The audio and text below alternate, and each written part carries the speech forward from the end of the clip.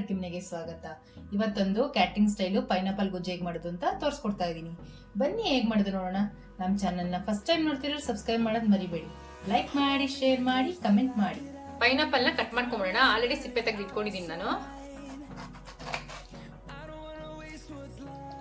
ನೋಡಿ ಈ ತರ ಕಟ್ ಮಾಡಿ ಇಟ್ಕೊಂಡಿದ್ದೀನಿ.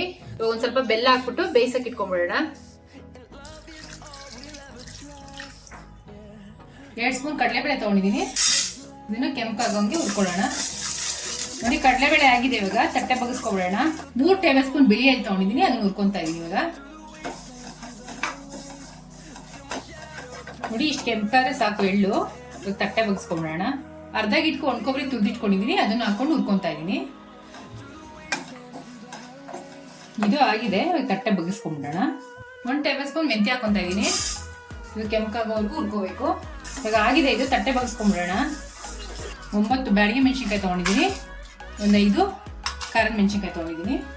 ಯಾವುದಕ್ಕೂ ಎಣ್ಣೆ ಹಾಕಿಲ್ಲ, ಎಲ್ಲ ಡ್ರೈ ರೋಸ್ಟ್ ಮಾಡ್ಕೊತಾ ಇರೋದು. ನೋಡಿ ಇದೊಂದು ಅರ್ಧ ಆದ್ಮೇಲೆ ಒಣಮೆಣಸಿನ್ಕಾಯಿ, 1 ಟೇಬಲ್ ಸ್ಪೂನ್ ಹಸಿ ಕೊಬ್ಬರಿನ ಹಾಕೊತಾ ಇದ್ದೀನಿ.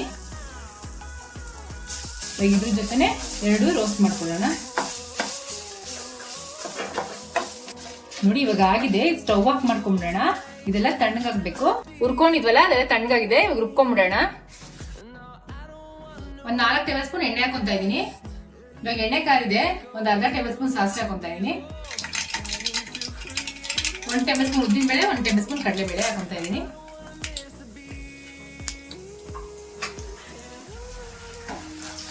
ಇದೊಂದು ಸ್ವಲ್ಪ ಕೆಂಪಾಗಬೇಕು.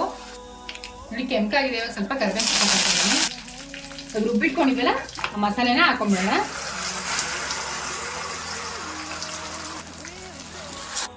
ಜಾರ್ ತೊಳ್ಕೊಂಡು ಒಂದು ಅರ್ಧ ಲೋಟ ನೀರಷ್ಟು ಹಾಕೊಂತ ಇದೀನಿ. ಇವಾಗ ರುಚಿಗೆ ತಕ್ಕಷ್ಟು ಉಪ್ಪು ಹಾಕೊಂಡ್ಬಿಡೋಣ. ಅವಾಗೆ ಬೆಲ್ಲ ಬೇಯಿಸಿಟ್ಕೊಂಡಿದ್ವಲ್ಲ ಪೈನಾಪಲ್ನ, ಅದನ್ನ ಇವಾಗ ಒಂದು ಗಿಟ್ಕ ಸೇರಿಸ್ಕೊಂತ ಇದೀನಿ.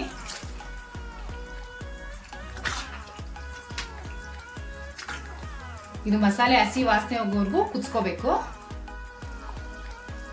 ನೋಡಿ ಚೆನ್ನಾಗಿ ಕುದೀತಾ ಇದೆ. ಹಸಿ ವಾಸನೆ ಹೋಗಿದೆ. ಇವಾಗ ಸ್ಟವ್ ಆಫ್ ಮಾಡ್ಕೊಂಡ್ಬಿಡೋಣ.